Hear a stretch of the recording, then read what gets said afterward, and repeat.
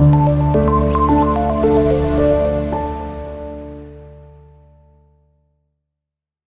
वालेकुम स्टूडेंट्स, उम्मीद है कि आप सब खैरियत से होंगे।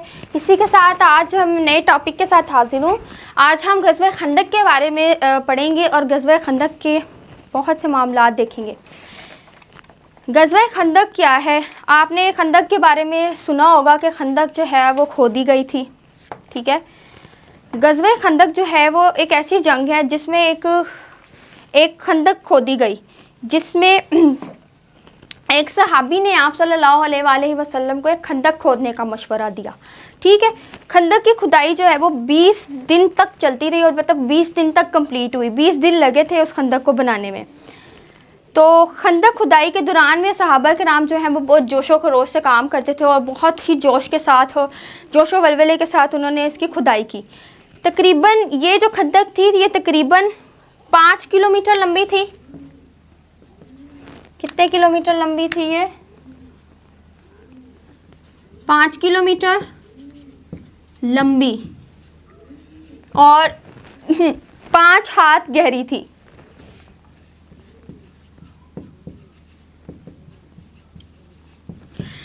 अच्छा, ये कब खोदी गई?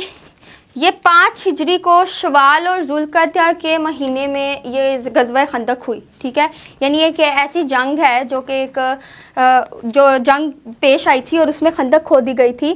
ग़ज़वा खंदक के लिए काफ़रों ने जो है ना वो अबू सुफियान भी जैसे मुशरिकीन की क़यादत करता था। तो 10,000 अफराद उसके पास थे, काफिर उसके साथ थे। ठीक है, लश्कर था, लश्कर उसने तैयार किया 10,000 लोगों का। आप सल्लल्लाहु अलैहि वसल्लम को कुफार के जब इस प्लान के बारे में पता चला और जब उन्हें इल्म हुआ तो आपने क्या किया? आपने सहाबा किराम एक सहाबा किराम से मशवरा किया और उन सहाबा ने आप सल्लल्लाहु अलैहि वसल्लम को मशवरा दिया। और उस वक्त सिर्फ मुसलमान जो थे वो 3,000 थे। ठीक है, और वो थे 10,000 मुशरिकीन। अब ये हुआ कि अहले अरब के लिए ये चीज़ तो नहीं थी, लेकिन आपको ये मशवरा बहुत अच्छा लगा और आपने इस पर काम शुरू कर दिया। अब ये था कि जब ये खंदक खोद ली गई तो वहाँ पे बहुत से ऐसे मौज़े ज़ाहिर हुए और एक मौके पर तो खाने की भी बहुत कमी थी, लेकिन अल्लाह ताला ने मुसलमानों की बहुत मदद की। ठीक है, और इतनी बरकत डाल दी कि थोड़ा सा खाना भी बहुत सारे लोगों के लिए जो है वो पूरा पड़ जाता था, बहुत सारे लोगों को तकसीम हो जाता था। अब हज़रत अली करमल वजह जो हैं और उनकी बहादुरी का ज़िक्र आया है और हज़रत सफ़िया रज़ियल्लाहु तआला अन्हा की बहादुरी का ज़िक्र आया है। तो हज़रत अली एक तो हज़रत अली, ठीक है, और हज़रत सफ़िया। यहाँ पे मैं आपको बताती चलूँ कि इस जंग में ना सबसे पहले तो हज़रत अली रज़ियल्लाहु तआला अन्हा और हज़रत सफ़िया, अब यहाँ पे ना जो 3 यहूदी थे ना वो बड़ी आसानी से उनको एक रास्ता मिल गया था। उमरू बिन अब्दूद था और कर्मा बिन अबू जहल, ज़रार बिन अल-ख़ताब और नौफल बिन अब्दुल्ला और इब्ने अब्बी दहब। इन्होंने खंदक की कम चौड़ाई में से अंदर जाना चाह, वो दाखिल हो गए। उनमें जो उमरू बिन अब्दूद है वो अरब का एक माना हुआ बहादुर था और उसकी ताकत 1000 आदमियों के जितनी थी। जब वो अंदर आया तो उसने एकदम से आवाज़ लगाई कि जो है कोई है कि जो मेरा मुकाबला कर सके। तो हज़रत अली रज़ियल्लाहु तआला अन्हा फ़ौरन से आए और हज़रत अली रज़ियल्लाहु तआला अन्हा जो हैं वो कौन थे? वो हज़रत अली रज़ियल्लाहु तआला अन्हा जो थे वो उमरू बिन अब्दूद के भतीजे थे। ठीक है, तो उमरू बिन अब्दूद के सामने जब आए तो उसने बोला कि तुम मेरे भतीजे हो तो मैं तुमसे लड़ाई नहीं करना चाहता। लेकिन हज़रत अली रज़ियल्लाहु तआला अन्हा वहीं पे डटे रहे और उन्होंने कहा नहीं, मैं आपसे लड़ूंगा। तो हज़रत अली रज़ियल्लाहु तआला अन्हा ने क्या किया? हज़रत अली और उमरू बिन अब्दूद के दरमियान ज़ोरदार लड़ाई हुई, लेकिन अल्लाह ताला ने हज़रत अली रज़ियल्लाहु तआला अन्हा की बहुत मदद की और इसी तरह से उमरू बिन अब्दूद को हज़रत अली ने कत्ल कर दिया।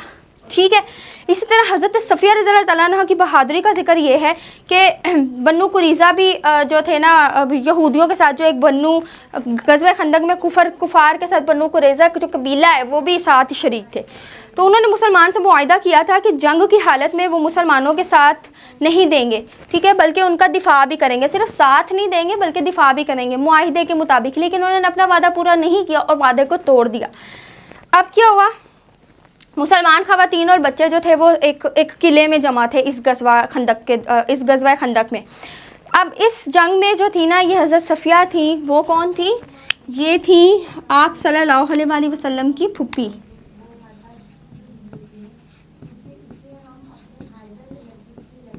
आपकी फूफी थी, ठीक है।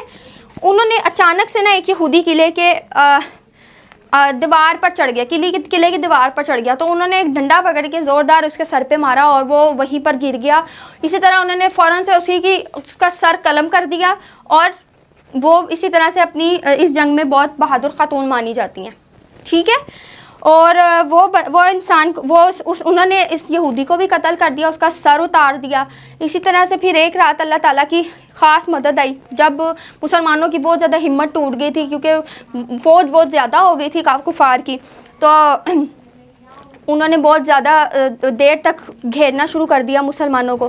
तो अल्लाह ताला ने इस तरह से मदद की कि अल्लाह ताला ने एक तेज़ किस्म की आंधी चलाई और बहुत ज़्यादा सर्दी होगी। तो काफिरों के खैमे भी उखड़ गए, सब कुछ उखड़ गया। अब काफिर जो हैं वो इसी तरह से उन्होंने हथियार डाल दिए और वो बदगुमान हो गए इसी तरह से, और वो चले गए। तो 22 ज़ुल्क़अदा के दिन जो है लश्कर कुफार में से कोई एक भी बाकी ना रहा और शदीद जानी माली नुकसान के बाद जो है ना उनके हाथ कुछ भी ना आया, ठीक है। इसका नतीजा ये होता है कि जो ग़ज़वा खंदक है उसमें 6 मुसलमान शहीद हुए थे, ठीक है। इसमें 6 मुसलमान शहीद हुए, ठीक है। उसके बाद जो काफिरों के जो है वो 8 से ज़्यादा काफिर मरे। तो जानी और माली नुकसान, यहाँ पे सबसे ज़्यादा नुकसान हुआ था, जानी और माली दोनों नुकसान हुए थे। ये मुसलमानों की एक बहुत अच्छी और शानदार किस्म की फ़तह थी जिसमें खंदक खोदने की तदबीर बहुत काम आई।